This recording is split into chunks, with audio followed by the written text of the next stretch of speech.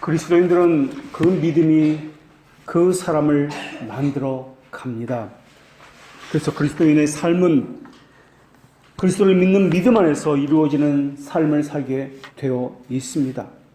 그렇다면 내 안에 믿음이 있다는 것을 어떻게 알 수 있습니까?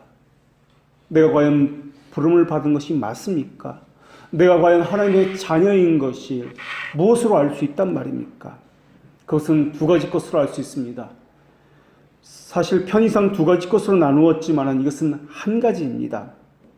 하나는 예수 그리스도가 누구인지, 나와 어떤 관련을 맺고 있는지 분명하게 아는 지식을 갖는다는 것입니다. 그리고 두 번째는 그리스도를 아는 선명한 지식이 자기 자신 안에서 어떤 열매로 나타난다라는 것입니다. 여기서 안다는 것은 혀나 머리의 문제가 아니라 삶으로 드러나는 열매를 갖는다는 뜻입니다. 그리스도는 우리에게 의로움과 거룩함과 구속함이 되시기 때문에 그 사람이 하나님의 자녀라면 반드시 그 사람 역시 의로움과 거룩한 열매들이 삶으로 드러나게 되어 있습니다. 그리스도는 누구도 거룩하게 하지 않고는 의롭다고 여기시지 않습니다. 신자는 그리스도와 연합되어 있기 때문에 그렇습니다. 그래서 거룩에 참여하지 않고는 그분을 소유할 수도 없습니다. 그리고 이러한 모든 추론은 하나님의 말씀에 근거를 두고 있어야 합니다. 내가 아무리 믿는다고 말한다 할지라도 그것은 어쩌면 믿는 것이 아닐 수도 있습니다. 모든 믿음의 판단은 내가 하는 것이 아니라 결국에는 성경에 기초해야 하며 드러나는 믿음의 열매로 판단받아야 하기 때문에 그렇습니다. 그렇다면 믿음은 어떤 열매를 맺습니까? 믿음은 하나님의 호의에 대한 확실하고 확고한 지식인데 이 지식은 오늘 본문과 관련해서 죄를 죽이는 것으로 열매를 맺습니다. 하나님은 거룩하시기 때문에 죄를 대적하시는 분이십니다. 그렇기 때문에 그 자녀들도 반드시 그러한 열매를 맺습니다.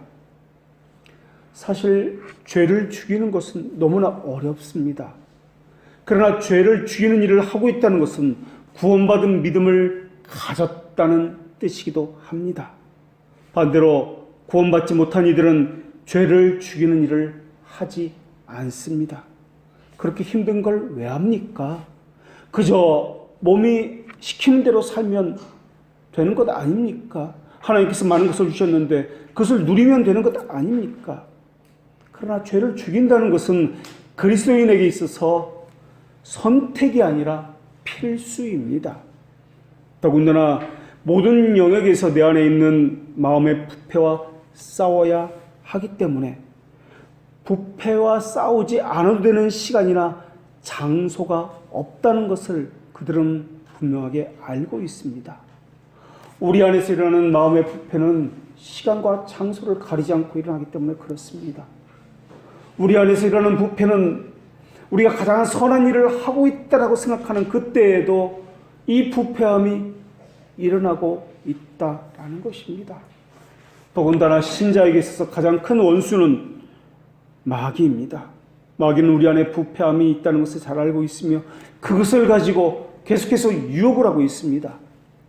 신앙생활이라는 것은 우리 안에서 쉼없이 일어난 이 부패함을 어떻게 죽이느냐 함과 관련되어 있습니다. 우리는 물론 신분에 있어서는 지혜를 받았기 때문에 정죄함을 받지 않습니다. 그러나 이 부패함은 여전히 우리 가운데서 남아있어서 우리를 괴롭히고 있습니다. 그래서 신자라면은 우리 몸에 그 사욕을 죽여야 함이 당연합니다. 그리고 그리스도에게 속한 자들은 그 육체의 욕심을 십자가에 못 박았다고 말씀하고 있기 때문에 그렇습니다. 육체가 말하고 있는 육체의 일들은 우상 숭배나 분쟁이나 시기와 질투와 같은 것들입니다. 당을 짓는 것과 같은 것입니다.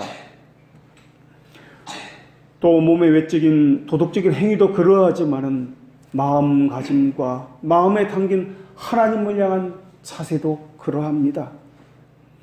육체의 생각은 하나님을 대적합니다. 하나님의 법에 굴복하지도 않고 굴복할 수도 없습니다. 더군다나 육체에 있는 자들은 하나님을 기쁘게 할 수도 없다는 것이 하나님의 말씀입니다. 우리의 이전의 모습을 생각해 봅시다.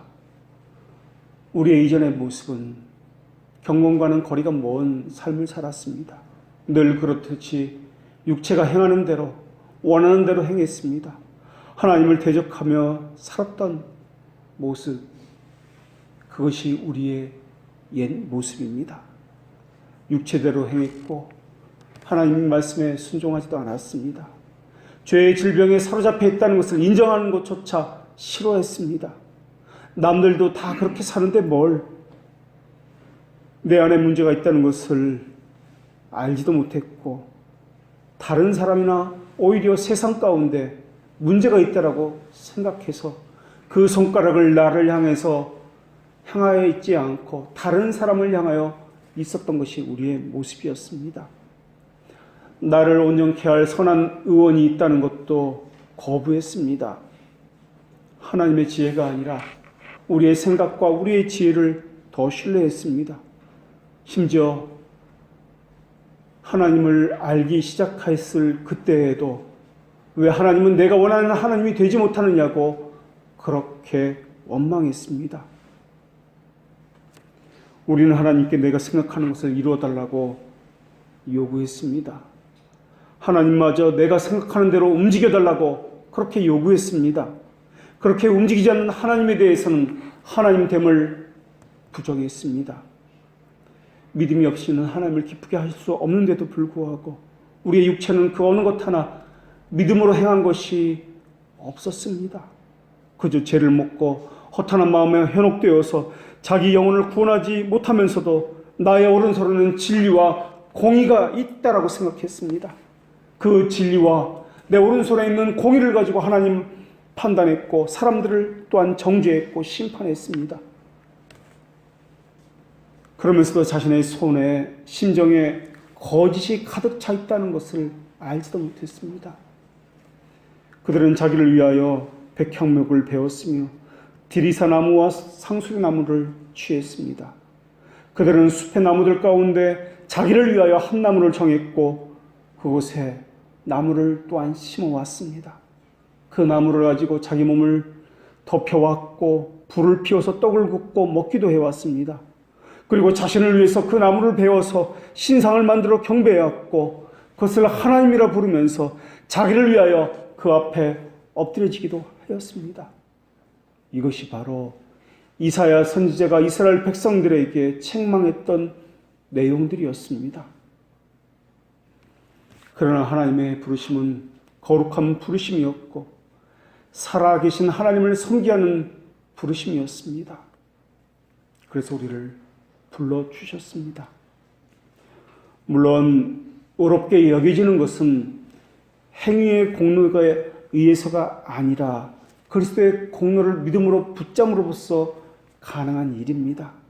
그러나 믿는 이들은 그리스도를 가졌기 때문에 그리스도로부터 온 증거를 그들도 가졌다라는 것입니다. 그 증거는 이것입니다. 하나님이 우리에게 영생을 주신 것과 그 생명이 그 아들 안에 그리고 우리 안에 함께 거한다는 사실입니다. 영생은 유일하신 참 하나님과 그의 보내신 예수 그리스도를 아는 것입니다. 하나님을 알되 그분을 유일하신 하나님으로 아는 것이며 하나님을 알되 그분만이 죄인의 구원을 위해서 유일한 빛을 주시는 분으로 아는 것입니다. 또 그리스도를 알되 그분만이 삼위 하나님에게서 죄인을 구원할 유일한 분으로 보냄을 받았다는 것으로 아는 것이며 또한 그분만이 우리의 빛이시여 우리를 인도할 유일한 분으로 아는 것입니다.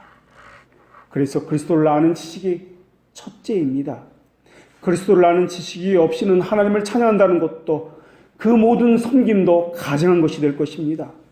그리스도를 알지 못하는 자가 타는 수금에 민감한 귀를 가지고 반응하는 자도 하나님께는 가증한 짓을 하는 것일 것입니다. 그리스도를 알지 못하는 자가 예배하는 것도 하나님께는 가증한 것이 될 것입니다. 우리가 믿음을 말하고 있으면서 믿음을 지식이라고 이야기하고 있습니다. 지식이라고 부르는 것은 우리의 감각적인 지각으로 하는 지식과 이해와는 다르다는 것을 의미하면서 지식이라고 부르고 있습니다. 믿음은 감각을 훨씬 초월하는 것입니다. 그래서 믿음에 도달하려면 사람의 마음은 그 자체를 초월해야만 합니다. 마음은 믿음이 도달한 때라도 자신이 느끼고 있는 것을 이해할 수가 없습니다.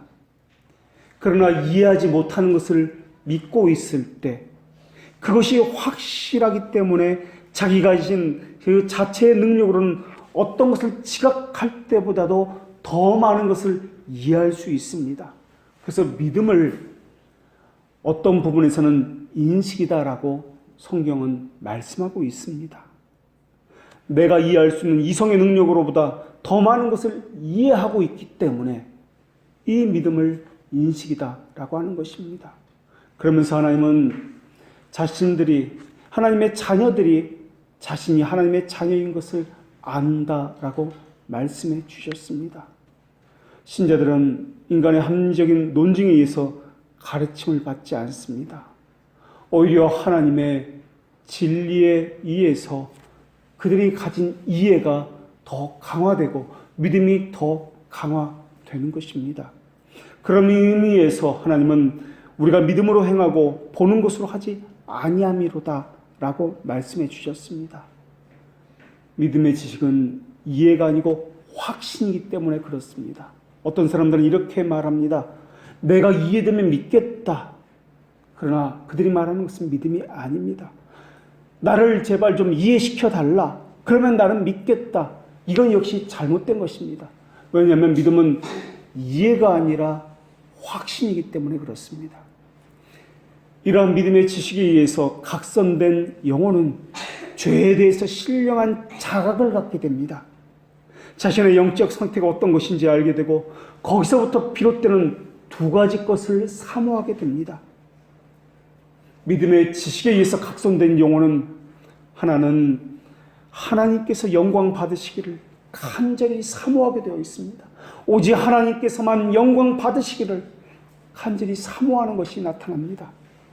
또 하나는 내가 구원받기를 사모하는 것이 나타나게 되어 있습니다.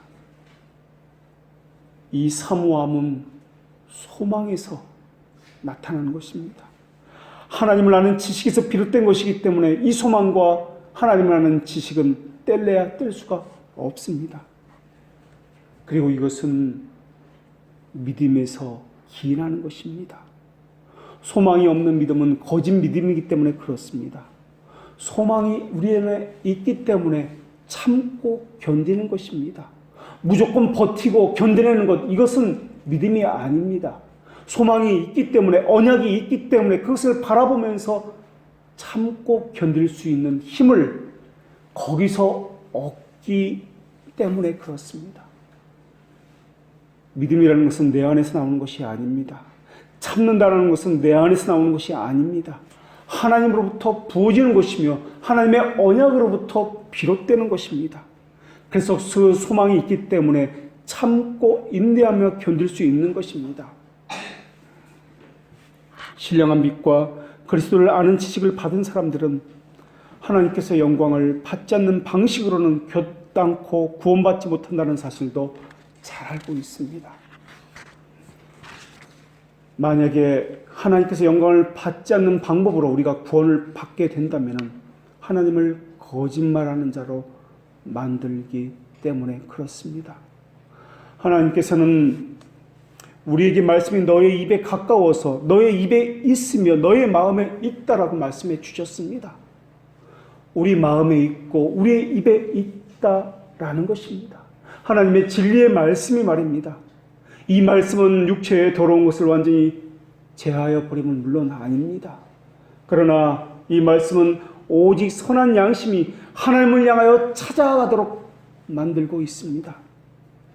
믿음이 굳건해진다는 말은 그래서 양심이 점점 새로워진다, 그래서 선하게 된다라는 의미와 유사한 것을 가지고 있습니다. 이 양심은 하나님을 찾아가게 되어 있습니다. 그래서 이 양심은 반드시 하나님을 찾아가는 양심으로 변해져 있기 때문에 죄를 떨쳐버리는 것과 관련되어 있습니다. 하나님께서는 죄가 없으시며 죄를 대적하고 혐오하는 분이기 때문에 그러합니다. 그래서 각성된 영혼이 갖는 이 그 양심은 죄를 이 안에 담아둘 수가 없습니다.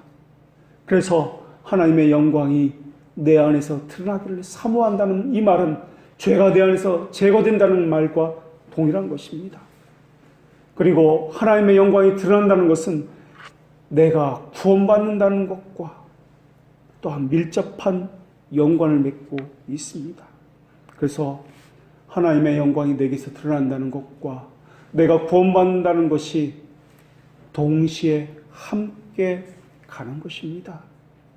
이 두 가지 것 중에 하나라도 빠지면 안 됩니다. 방탕한 삶으로 살아가는 사람은 하나님의 영광을 빼앗아가는 사람들입니다. 그저 그들은 율법적인 차원에서만 죄를 자각한 사람들입니다. 그들도 자신이 죄인이라는 것을 너무나 잘 알고 있습니다. 그리스도께서 자신을 위해서 죽으셨다는 사실도 너무나 잘 알고 있습니다. 그들도 자신이 구원받았으면 좋겠다는 소망을 가지고 있습니다. 그들도 자신이 구원받은 것을 통해서 하나님의 영광이 드러난다는 것을 알기는 합니다. 그러나 삶으로는 그것을 표현하지 않습니다. 무관심합니다. 왜냐하면 그들은 항상 자기를 위하여가 주된 관심사이기 때문에 그렇습니다. 하나님을 위하여가 무엇인지 알지 못하며 우리의 존재 이유가 하나님의 영광을 위하여라는 것도 인정하지 않기 때문에 그렇습니다. 그들에게 구원은 그저 자신이 처한 외적인 비참한 상태에서 벗어나는 것을 의미하기 때문에 그렇습니다. 그들이 말하는 구원은 자신이 자신의 또 다른 사욕을 위해서이기 때문에 그렇습니다. 신령한 은혜의 빛이 비추이면 항상 나타나는 것은 하나님의 영광입니다. 그래서 각성된 영혼은 하나님의 영광이 내게서 나타나길 원합니다. 그래서 끊임없이 하나님의 영광을 갈망하며 하나님의 영광을 위해서라면 자신을 죽어도 좋다는 마음을 갖게 됩니다. 하나님께서 영광을 받으시는 일이 없다면 영혼이 아무리 좋은 상태에 이른다 할지라도 그것을 구원이라 부를 수 없기 때문에 그러합니다. 그래서 영광과 나의 구원은 별개가 아닙니다. 그래서 하나님의 영광과 나의 삶은 별개가 아니다라는 것입니다. 어쩌면 우리가 보기에 하나님의 영광과 그 영광이 내게서 나타나는 것, 그리고 내가 구원받는다는 것은 너무나 모순되는 것처럼 보입니다. 하나님의 거룩은 우리와 어울릴 수 없기 때문에 그렇습니다. 하나님의 선하심은 우리와 화합될 수 없기 때문에 그렇습니다. 왜냐하면 우리는 너무나 죄됨을 가지고 있기 때문에 하나님의 거룩이 어떻게 우리 안에 머물 수 있단 말입니까? 하나님의 선하심이 우리의 악함과 어떻게 조화를 이루고 우리 안에 머물 수 있단 말입니까? 하나님의 영광은 하나님의 공의와 거룩으로 인해서 죄인은 반드시 죽임을 당해야 한다는 것을 요구하고 있습니다. 하나님의 선하심은 죄됨과 가까이 할 수 없다는 것을 요구하고 있습니다. 우리의 양심도 율법을 통해서 이렇게 이야기합니다. 죄인이 하나님의 영광을 말한다는 것은 자기 자신은 저주를 받아 죽는다는 것을 말하는 것과 같습니다. 죄인은 하나님의 영광 앞에 죽어야 마땅합니다. 어떤 사람은 이렇게 말할지도 모르겠습니다. 하나님의 영광이 어찌되었든 우리만 구원받으면 되는 것 아닙니까? 또 어떤 사람은 이렇게 말할지도 모르겠습니다. 하나님의 영광을 위해서 우리가 구원을 포기해야 한단 말입니까? 각성된 영혼에게는 자기의 구원을 포기하는 것은 불가능합니다. 자신의 영혼이 구원받는 것을 너무나 사모하기 때문에 그렇습니다. 동시에 하나님의 영광 받는다는 것도 포기하지 못합니다.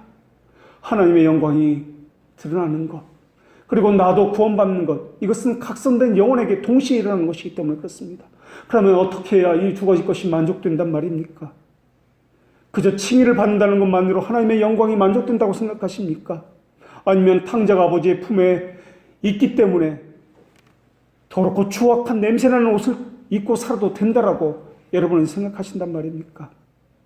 믿는다고 하면서 그리스도의 인격과 연합이 없다면 어떻게 되는 것입니까?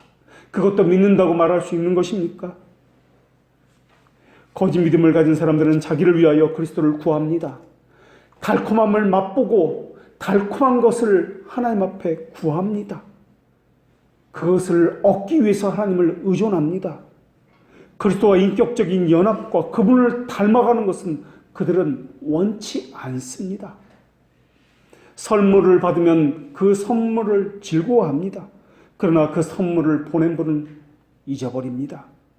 선물에만 관심이 있지 그분에 대해서는 관심이 없습니다. 믿음의 열매 가운데 하나가 주 예수 그리스도로 말미암아 하나님 안에서 그분을 즐거워하는 것입니다. 그분 안에서 그분을 즐거워하는 것, 이것이 믿음의 열매 가운데 하나입니다. 그러나 그들은 자기를 위하여만 즐거워합니다. 단지 하나님에게서 오는 즐거움만을 원합니다. 그리스도로 말미암아 그리스도 안에서 나는 이 즐거움은 원치 않습니다. 그러나 그리스도 안에서라는 말이 빠져버리면 그것은 참된 구원도 아니에요. 또한 참된 믿음도 아니라는 것을 그들은 간과하고 있습니다. 유대인들은 율법의 문제에 속아서 모세의 사역을 깊이 들여다보지 않았습니다. 그것은 오늘날도 마찬가지입니다. 아직도 사람들은 믿는다고 하면서 약속의 그 기록된 문자에만 주목하고 있습니다. 약속의 깊은 곳에 숨겨져 있는 예수 그리스도를 바라보지 않습니다. 약속이 말하고자 하고 있는 예수 그리스도는 그들에게는 관심 없습니다. 상자 속에 담겨있는 보화는 보지 못하고 그저 겉에 쓰여있는 이름에만 매달리고 있는 것이 오늘날 거짓 믿음을 가진 사람들의 모습입니다. 그들은 수많은 약속을 받았지만 위대한 약속 안에 담겨져 있는 예수 그리스도를 바라보지 않습니다. 그저 예수 그리스도와 상관없이 자신이 받아야 될 것에만 관심을 가졌습니다. 어떻게 그러한 그들이 자신을 구원을 받았다고 생각하는지, 그 본성적 뻔뻔스러움은 어디서 나오는지 묻고 싶습니다. 무엇을 근거로 그렇게 생각하고 있으며 무엇 때문에 자신들이 구원을 받았다고 여기는지 모릅니다. 왜 하나님은 그들을 구원해야 한단 말입니까? 하나님이 자비하시기 때문에 무조건 그들을 구원해야 하는 것입니까? 하나님의 공의는 희생당해도 되는 것입니까? 칼빈은 하나님은 우리의 인격을 보지 않으시고 우리 안에 심겨놓으신 하나님의 인격을 보시고 구원해 주신다라고 그렇게 말씀해 주셨습니다. 우리 안에 심겨져 놓으신 하나님의 인격은 도대체 어디에 있단 말입니까? 하나님은 모두에게 구원을 받을 만한 하나님의 인격을 심어 놓으셨단 말입니까? 하나님 모든 비참한 죄인에게 하나님의 순정을, 사랑을 나타내시는 분이십니까? 중생의 목적은 하나님의 형상의 회복입니다. 하나님의 선하심과 공의와 거룩의 회복입니다. 그래서 하나님은 우리 안에서 하나님의 그 모습을 보실 때마다 사랑하지 않고는 견딜 수가 없어 하시는 분이십니다.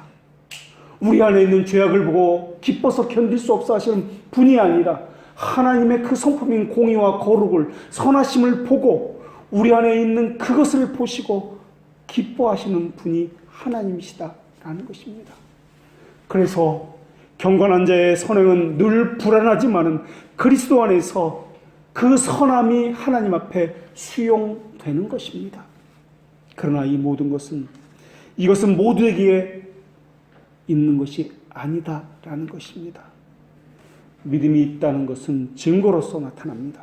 그것은 우리 안에 심겨진 하나님의 어떠하심이 우리 안에 있느냐 하는 것입니다. 선한 행위로서 열매를 맺고 있느냐 하는 것입니다. 이것이 있어야 자신이 칭의를 받았다는 것, 구원을 받았다는 것, 믿음이 있다는 것이 열매로서 증거, 품으로 드러나는 것입니다. 우리 교회의 표어가 착하게입니다. 착하다는 것은 윤리도덕적인 착함을 말하는 것이 아니라 하나님께서 거룩해 하시는 중생으로부터 비롯되어 있는 하나님의 어떠하심이 우리 안에 드러나는 것을 의미합니다. 믿음은 화평이라고 부르는 확신을 가져옵니다. 화평은 일의 결과를 알기 때문에 나오는 확신에서 나오며, 이 확신은 꺼리낌이 없기 때문에 양심을 평온하고 평화스럽게 만드는 것입니다. 꺼리낌이 없다는 것. 그래서 확신이 없으면 양심은 늘 놀랍니다. 두려움 가운데 벌벌 떱니다. 고통과 환난 가운데 거의 사분오열의 상태에 빠집니다. 그러나 물론 경건한 사람도 때론 속마음에 분열을 일으킵니다. 두려움이 있고 혼란이 있고 고통이 있습니다. 하나님의 선하심에 경험함으로써 감미로운 느낌이 일부는 스며들었지만 다른 한편에서는 재난의 쓴맛을 알고 슬퍼합니다. 한편에서는 복음의 약속을 믿고 안심하면서 한편에서는 자신의 죄를 알고 공포에 떱니다. 한편에서는 생명의 소망을 기뻐하는데 한편에서는 죽음을 직시하면서 전율합니다. 이러한 갈등과 혼돈이, 이 변동이 우리 안에 생기는데 이것은 믿음의 불완전함에서 생기는 것입니다. 현재 생활에서는 불신앙의 병을 완전히 치료할 수 없기 때문에 여러 가지 갈등이 생깁니다. 육의 잔재 속에 안주하는 불신앙이 마음 안에 배태된 이 믿음을 공격하기 때문에 그렇습니다. 특히 시련을 받게 되면은, 어떤 상황에 놓이게 되면은 자기 안에 감추어진 연약한 본성들이 드러나게 되어 있습니다. 그래서 그 연약함이 드러남 때문에 죄를 짓기 일쑤입니다. 그러나 신자의 마음에 불안함과 의심과 확신이 뒤섞여 있다 할지라도 우리가 돌아가야 할 결론은 항상 같다라는 것입니다. 우리는 여러 가지 생각에 이끌리지만 그렇다고 해서 완전히 믿음으로부터 멀어지는 것은 아니다라는 것입니다. 불신앙의 책동으로 사면 초가가 되기는 하지만은 그렇다고 해서 우리가 불신앙의 믿없는 수렁으로 빠지지 않는다는 사실입니다. 우리는 얻어맞지만은 갈등의 결말은 언제나 같습니다. 곤란한 문제들의 포위되어서 위기에 처한 듯 하지만은 믿음의 결국은 승리의 계가를 부리게 된다는 사실입니다. 우리의 구원은 우리에게서 나오는 것이 아니기 때문에 그렇습니다. 구원의 증거는 하나님에게서 나오는 것이기 때문에 그렇습니다. 우리를 이끄는 것은 자기 확신이나 신념이 아니라 그리스도의 전적인 충분성과 한없는 은혜와 사랑에서 나오는 믿음의 격려입니다. 우리는 수많은 죄를 짓습니다. 그러나 그 수많은 죄 가운데 하나님께서 주시는 선한 양심을 가지고 때로는 100번 중에 한 번은 선한 일을 합니다. 하나님의 영광을 위해서 말입니다. 어떤 우리의 유익과 이런 거랑 전혀 상관없이 말입니다. 이것이 바로 하나님께서 우리에게 주시는 격려입니다. 믿음의 격려입니다. 이것 하나 때문에 하나님께서는 기뻐하시는 것입니다. 여러분은 하나님께서 여러분을 하나님의 아들을 믿는 것과 아는 일에 하나가 되어서 온전한 사람을 이루어서 그리스도의 장성한 분량이 충만한 데까지 이르게 하신다는 말씀을 수없이 들어왔을 것입니다. 그렇다면 여러분은 믿는 것과 아는 것과 온전한 사람을 이루었습니까? 그리스도의 장성한 분량이 충만한 데까지 여러분은 이르렀습니까? 하나님은 또 우리에게 무엇이라 말씀하십니까? 저 안식에 들어가기를 힘쓸을지니라 라고 말씀하지 않으셨습니까?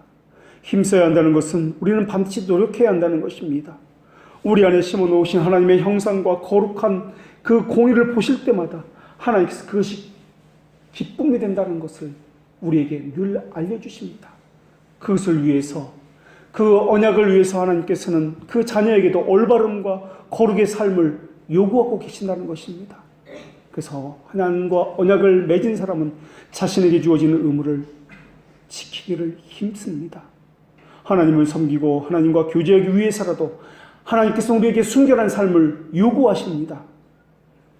하나님과 교제할 수 있는 사람은 죄로 가득한 사람이 아닙니다. 이 소망을 가진 자마다 그분의 깨끗하심을 따라서 자신도 깨끗하게 합니다. 그래서 하나님을 향한 경건한 임무를 소홀히 하지 않습니다. 인간을 향한 자선의 임무를 소홀히 하지 않습니다. 그래서 전 생애를 통해서 거룩하고 순결해야 할 의무를 힘써서 행합니다. 그렇기 때문에 누구든지 하나님의 법의 기준에 따라서 자신의 삶을 돌아보고 평가하면 그가 가진 그 믿음의 표징이 어떠한 사람인지 그리고 어떠한 상태에 있는지를 분명하게 들여다보게 하십니다. 그래서 성령께서는 신자의 삶 가운데 회개를 날마다 촉구하시고 재촉하셔서 우리에게 주어진 믿음의 의무를 기억나게 하시는 그러한 분이십니다. 그래서 신자의 삶은 한마디로 인해 회개의 삶을 산다라고 말씀드렸던 것입니다. 성령께서는 올바름과 거룩의 삶을 살려는 사람들에게, 회개의 삶을 살려는 사람들에게 그냥 내버려 두시는 분이 아니라 은혜의 수단을 주셔서 마음을 굳건하게 하시고 그들을 죄에서 있게 하는 힘을 계속해서 제공해 주시는 분이십니다. 그래서 믿음의 사람들은 특징이 있는데 회개의 삶을 잘 산다는 것이 말하고 있지만은 회개의 삶을 산다는 그것은 은혜의 방편을 잘 활용하는 사람이다 라는 의미를 가지고 있습니다.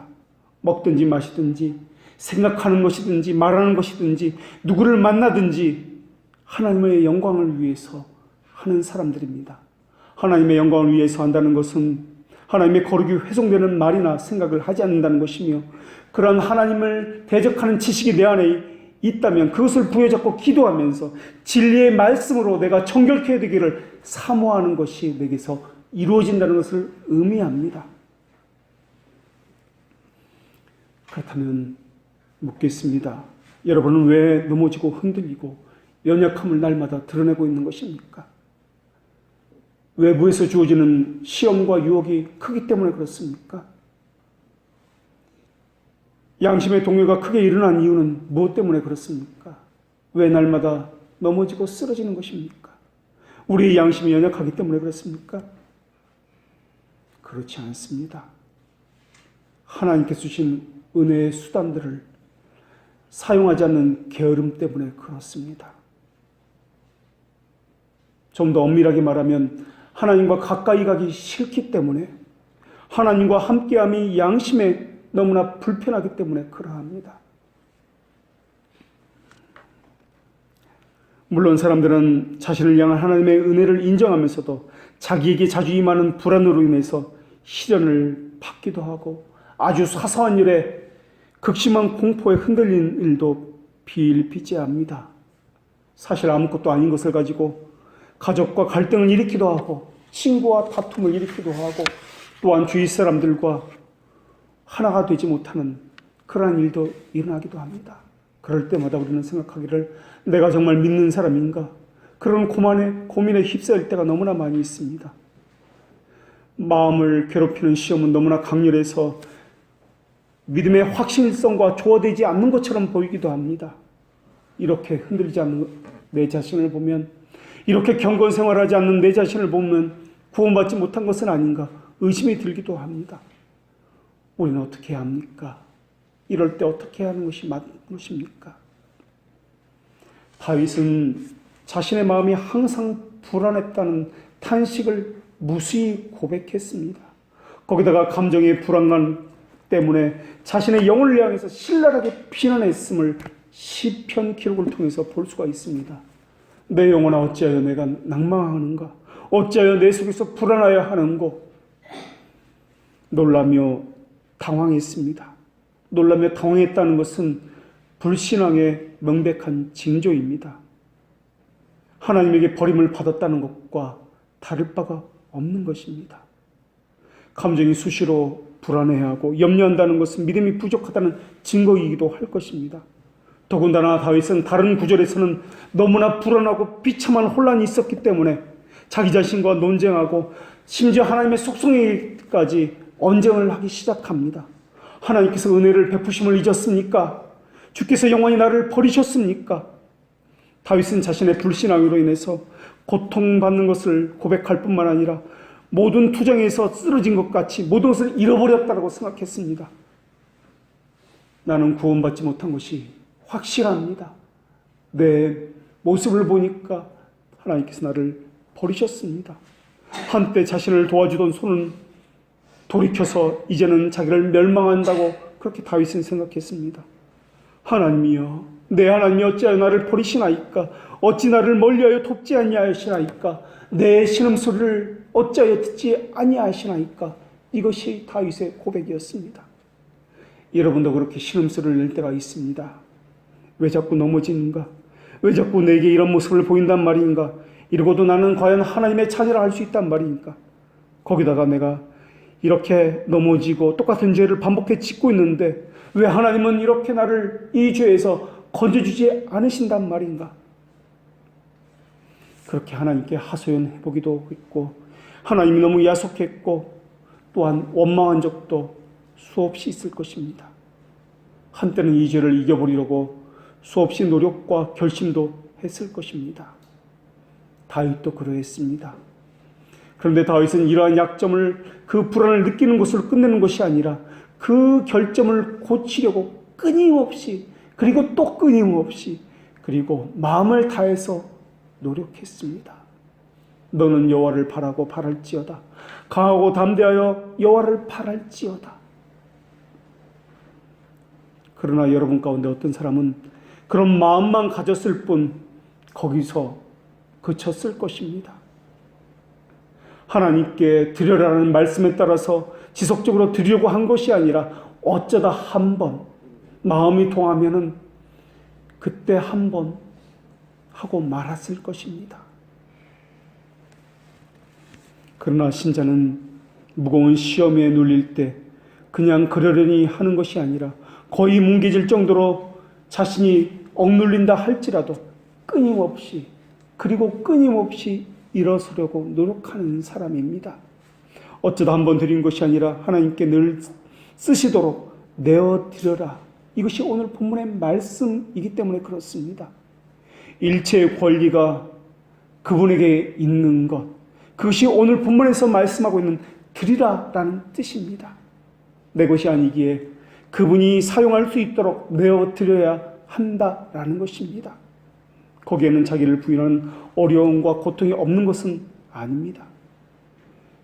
그래서 그들은 자신의 마음이 약한 것을 알기 때문에 진리의 말씀이 내 입에서 조금도 떠나지 말게 하옵소서라고 기도한다는 것입니다.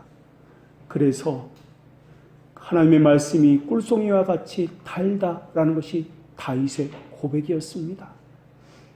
그것을 한시도 떼어놓고 살지 않았다라는 것이 다윗의 고백이었습니다. 왜냐하면 하나님의 그 말씀은 약해진 내 심정을 책망하고 또한 일으켜주며 힘을 주어서 넘어짐에서 다른 길로 가는 것에서 바로 잡아주기 때문에 그렇습니다. 그래서 그들은 믿음이 쓰러진 것처럼 된다 할지라도 낙심하거나 돌아서지 않고 그 싸움을 여전히 계속했습니다. 기도로 낙태해진 자신을 채찍질 했으며 해이한 생활로 무감각해진 상태에 빠진 일이 없도록 자기 자신을 말씀으로 늘 살폈습니다. 우리의 육체는 하나님께 내어진 육체이지 죄에게 내어진 육체가 아니기 때문에 그렇습니다. 하나님께서 쓰셨다면 여러분의 생각과 말과 행실에서 하나님의 거룩이 나타날 것이기 때문에 그렇습니다. 하나님께 드렸다는 것도 하나님께서는 지성에서 우리의 삶의 방식에서 하나님의 형상이 나타나고 있다는 것을 의미하기 때문에 그렇습니다. 그렇다면 살아있는 새 마음과 죽은 옛 마음의 차이는 무엇입니까? 그것은 하나님께서 오늘 본문 통해서는 세 가지 하지 말라는 금지 명령과 두 가지 하라는 명령으로 나타나고 있습니다. 옛사람은 자기 자신을 위해서 삽니다. 그러나 새로운 피조물은 자기 자신을 위해서 살지 아니하고 하나님의 영광을 위해서 삽니다. 이것이 오늘 본문에서 하나님께 드려라 라는 그러한 단어의 의미입니다. 이것이 우리의 처음 질문인 어떻게 죽은 사람이 죄와 싸우는가 하는 대답이 될 것입니다. 그들은 하나님의 아들을 의지함으로 죄와 싸웁니다. 그들은 사탄의 거짓말에 대해서는 이미 죽었습니다. 어떻게 하면 행복해야 할 수 있는가에 대해서 그리스도의 약속과 말씀을 의지하는 대신에 너의 생각을 의지하라. 그러면 더 행복해질 수 있어. 상황을 바라보고 상황을 따라 살아. 그리스도인들은 이런 속임에 대해서 이미 죽은 사람들입니다. 그들이 죄와 싸우는 그 방식은 하나님의 약속을 신뢰하는 것을 따르고 있습니다. 죄와 싸우는 이러한 방식을 믿음의 싸움이다라고 성경은 말씀합니다. 그래서 이 싸움에서 승리하는 것을 믿음의 역사라고 이야기합니다. 우리가 싸우는 것이 아니라 우리 안에 거하시는 진리의 말씀이 싸우기 때문에 그렇습니다. 이런 싸움을 하면서 그리스도인은 믿음으로 말미암아 거룩해집니다. 우리의 본성이 우리를 거룩하게 하는 것이 아니라 하나님의 말씀이 우리를 거룩하게 하기 때문에 그렇습니다. 그래서 참된 믿음을 가진 사람은 특별한 방식으로 자신을 입증합니다. 죄는 항상 고통을 유발합니다. 하나님께서는 바울을 통해서 우리에게 이렇게 말씀하셨습니다. 너무 많은 근심에 잠길까 두려워하느라. 믿음이 하는 일은 하나님의 영광을 위하고 또 하나는 자신의 구원을 위하는 것처럼 참된 신자가 맺는 열매도 두 가지로 나타납니다. 자기 구원을 위해서 하는 일인데 그들은 철저한 겸비함과 회개를 통해서 회개의 열매를 맺는다라는 것입니다. 물론 어떤 사람은 죄에 대한 충분한 자각이 없기 때문에 회개의 삶으로 나아가지 못하는 경우도 있을 것입니다. 다윗의 경우가 그랬습니다. 그러나 다윗은 나단 선지자의 책망을 받았습니다. 그러나 이런 경우에도 하나님의 진노를 받는 것으로 만족하지는 않았습니다. 회개에 합당한 삶을 살게 됨으로 인해서 여호와의 원수가 크게 회방거리를 얻었다는 것을 슬퍼하게 된다라는 것입니다. 수많은 사람들이 큰 죄로부터 고침을 받는 것처럼 보이다가도 다시 옛 죄로 무시무시한 이전 생활로 되돌아가는 것은 다른 데 있지 않습니다. 그들에게는 믿음을 행할 수 있는 그 진리의 말씀, 경건 생활이 없기 때문에 그렇습니다. 진리의 말씀이 역사하지 않기 때문에 그렇습니다. 경건 생활에서 멀어진 그들은 하나님을 두려워하지 않고 죄가 주는 속상함에 더 달콤하게 반응하기 때문에 그렇습니다. 구약에 보면은 죄를 회개하는 사람이 회개의 삶을 사는 사람들이 외적인 행동을 하는데 그 가운데 한 가지가 슬퍼하는 심령으로 걸음을 조심스럽게 천천히 느릿느릿하게 걷는 것이 있었습니다. 그래서 아방 같은 경우도 그러한 모습을 보였습니다. 열왕기상 21장에 보면은 아합이 선지자로부터 말씀을 듣고서 회개의 삶을 살기 시작합니다. 아합은 옷을 찢고 굵은 배로 몸을 동이고 금식하고 굵은 배에 누이며 또 풀이 죽어서 그렇게 걸어 다녔습니다. 풀이 죽어서 다녔다는 것은 걸음걸이를 의식적으로 천천히 소리 죽여서 걸었다는 것을 의미합니다. 왕이 왜 풀이 죽어서 걸음걸이를 천천히 힘이 없어서 축 늘어져서 그렇게 조심스럽게 걸어야 했습니까? 선지자의 말을 무시하면 되는 것 아닙니까? 헤롯처럼 세례 요한의 목을 그냥 치면 되는 것 아닙니까? 왕은 무소부재하기 때문에 무엇이나 할 수 있기 때문에 선지자의 말을 무시하며 그렇게 하면 되는 것 아닙니까? 왕이기 때문에 그래야 할 이유가 없습니다. 그런데도 불구하고 아합은 하나님의 말씀을 들었고 하나님의 말씀을 의식하여 죄인으로서 몸가짐을 바르게 하려고 그렇게 회개의 삶을 살았다라는 것입니다. 조나단 에드워드는 성령을 체험한 사람들의 모습을 이렇게 기록해 놓았습니다. 회심의 은혜를 체험한 사람들은 이전과는 다른 모습을 보였습니다. 설교도 새롭게 들리기 시작했습니다. 성경이 이전에 보던 책이 아니라 새로운 책으로 보이기 시작했습니다. 새로운 빛을 어두웠던 영혼들의 그 어둠 속에 지성 속에 들어가기 시작했고, 그러면서 무지가 깨어졌고 한꺼풀 벗겨지듯이 비밀의 문이 서서히 열리기 시작하였습니다. 죄인들을 위한 그리스도의 고난을 성경에서 읽을 때면 지금까지 한 번도 본 적이 없었던 그 고통과 그 아픔이 느껴지기 시작했습니다. 이제서야 비로소 그분의 고난이 실제적인 일이 되었고 그것이 나를 위한 고난이었으며 또한 죽음이었다는 것을 느끼기 시작했습니다. 각성한 영혼들은 하나님의 영광과 그분의 놀라운 은혜와 예수 그리스도의 탁월성과 그분의 하나님의 사랑에 대해서 묵상을 하느라고 심각해지기 시작했습니다. 여기저기서 탄식 소리가 들려왔고 상한 영혼들이 되어서 하나님을 찾기에 갈급해왔습니다. 예배가 간절해졌고 찬송을 자신의 심정이 고백 속에 담겨져서 하나님께 올려지기 시작했습니다. 어떤 이들은 부모와 세상 전부를 떠나서 하나님과 그리스도와 함께 있고 싶은 마음이 많다라고 고백하기 시작했습니다.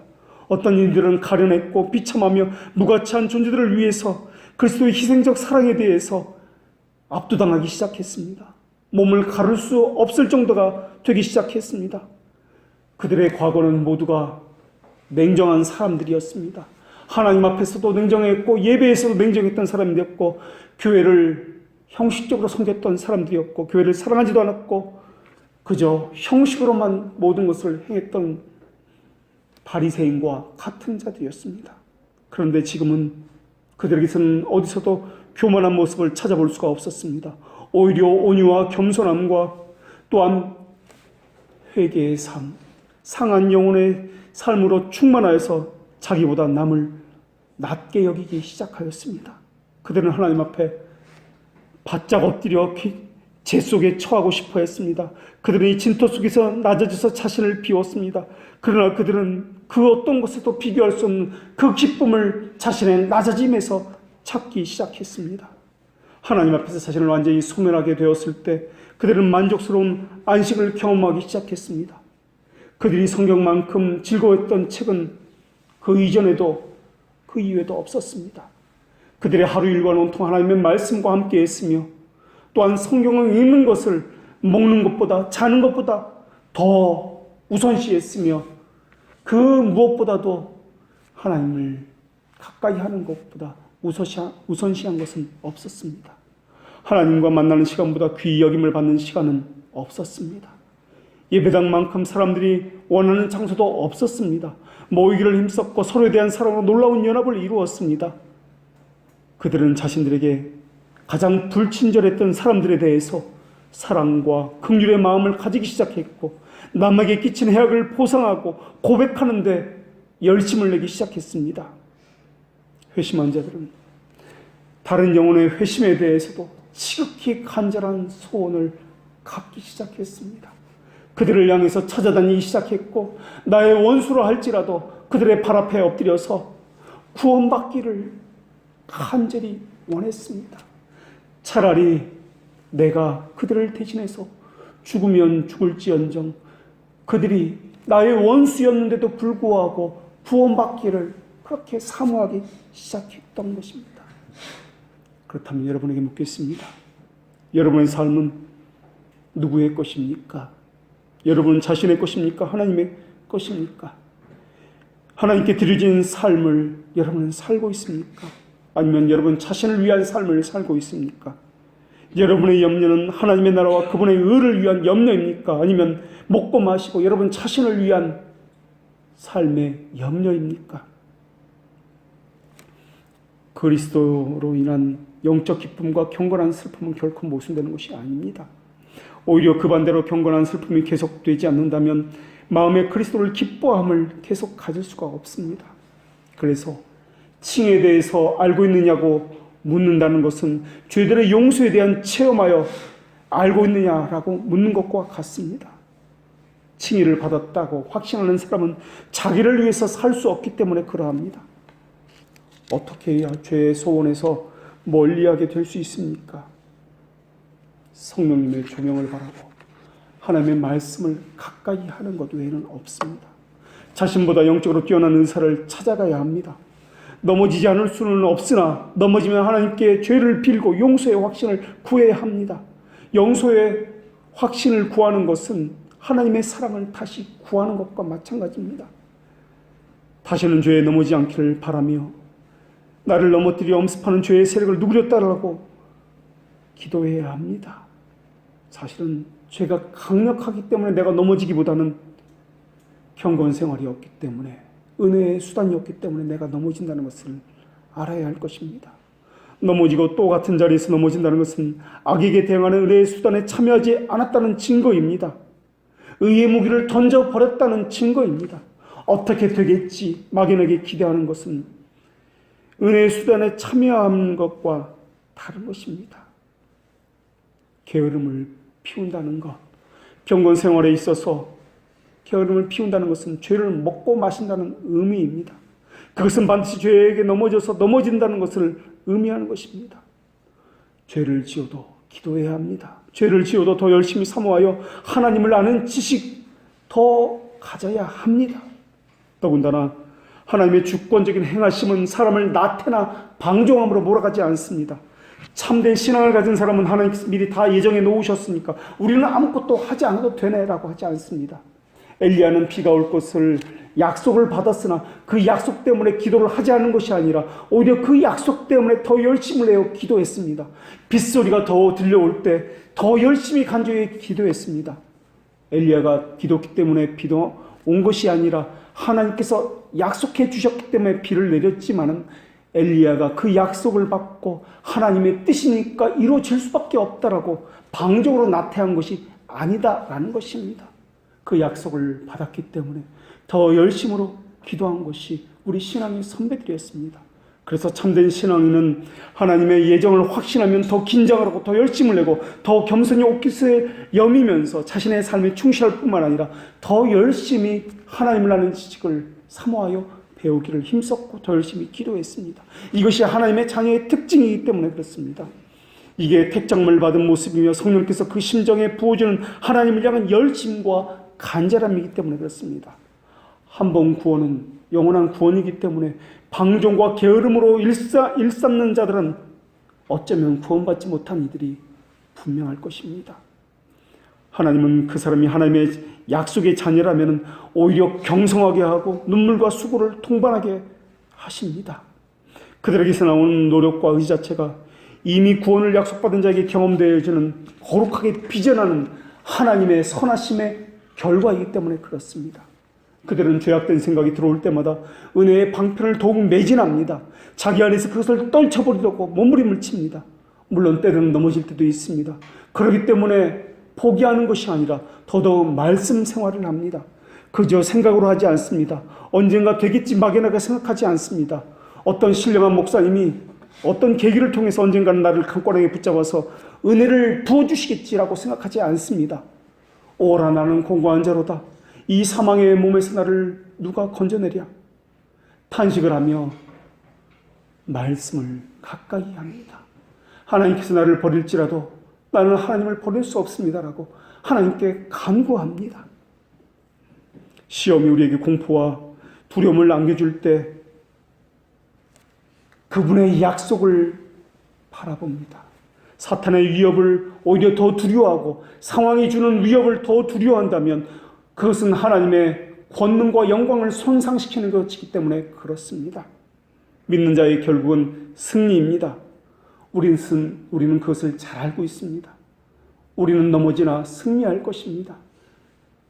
그러나 우리는 하나님의 그 주권과 섭리와 영광을 주목하는 것이 아니라 어쩌면 상황과 사탄의 시험에 더 주목하는지도 모르겠습니다. 참된 신앙인은 하나님의 영광과 자신의 구원에 대해서 사모하는 자입니다. 그래서 자신에게 주어진 일에 더욱 최선을 다하며 하나님의 은혜도 함께 기다리는 자입니다. 하나님의 주권과 인간의 책임 이 둘을 인정하기 때문에 하나도 버리지 않는 사람입니다. 승리의 약속을 약속받았기 때문에 방종의 삶을 사는 것이 아니라 더욱 열심을 내서 의의 무기로 하나님께 드리고자 하는 삶을 소유한 사람들이 하나님의 백성입니다. 기도하겠습니다.